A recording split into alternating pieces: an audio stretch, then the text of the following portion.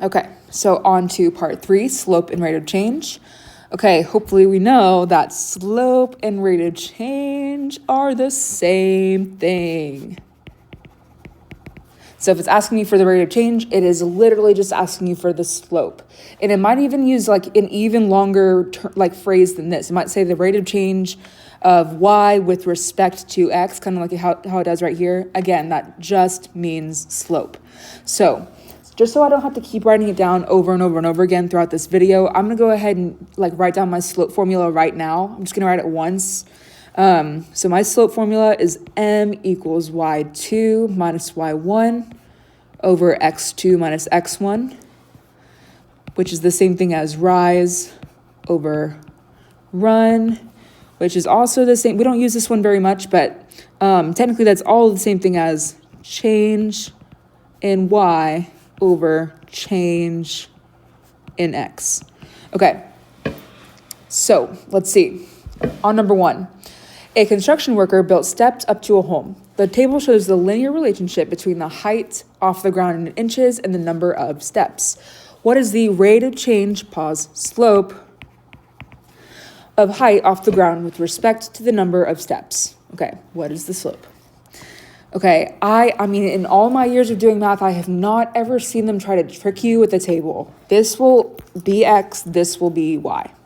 So I need 2 points. I'll choose, I have all pretty numbers here, so I'll just go ahead and choose the first 2.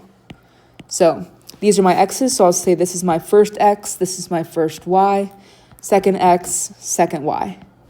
So using my formula, my y2 is 35 minus my y1, which is 21, over x2, which is 5, minus x1, which is 3.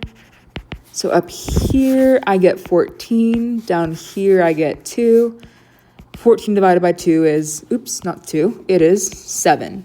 So my rate of change is 7 inches per step. Okay. So, it wouldn't give you 7 inches per step versus 7 steps per inch. It won't be trying to trick you like that, but it's inches per step because you just found change in y per change in x. Y is the inches, x is the steps. So inches per step. Okay, moving on. Number 2. What is the slope of the line represented by 14x minus 6y equals negative 5? Okay, real quickly, I'm going to go ahead and scroll to my formula sheet. That looks like standard form to me. I've got ax plus by equals c. As you know, none of these letters are m. And I use m to describe slope, so right here. So I'm going to scroll back up. Sorry to make you motion sick. Okay, so none of these numbers are slope. Don't let it trick you. I need to solve or rearrange into a form that does use slope. So I need to make this maybe look like this. Because then if it's in this form, I'll be able to tell what the slope is. Okay, so I want to get that y by itself. So first thing I want to do is get rid of these x's. So I got to take away those 14 x's from both sides. I get negative 6y equals negative 14x and negative 5. Remember, they're not like terms. I cannot combine them. And then now I've got negative 6 times y. So to undo that, let's divide everything by negative 6. So I get positive 1y, or just y, and put that calculator away. We're not actually dividing here, we're reducing. So negative divided by negative is a positive. 14/6, if I take that out to the side, divide them both by 2, I get 7/3. So 7/3 x, then again, plus, and here I cannot reduce that, I just get 5/6. Okay, so I'm not going to box that because it didn't want to know the whole equation. It wanted to know the slope. Slope, I know, is the number next to x. So in this case, that's got to be 7/3. So my slope is 7/3. Cool. Okay. For number 3, the graph of a linear function is shown on the grid. What is the rate of change? Pause. Slope of y with respect to x for this function. Okay, what is the slope?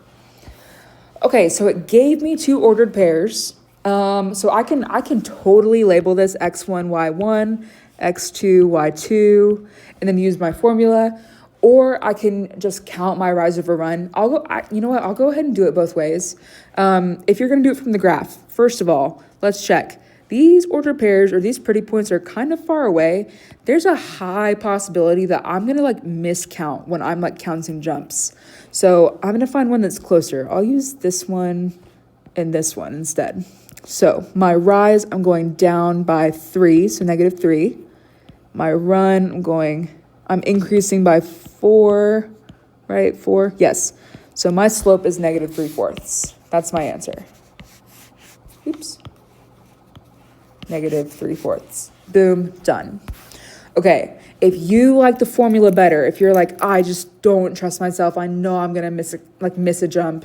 So if that's you, I would use the formula, which in this case will be y2, which was 1, minus y1, which was 7, from here and here, over x2, which was 4, minus -4, which is x1.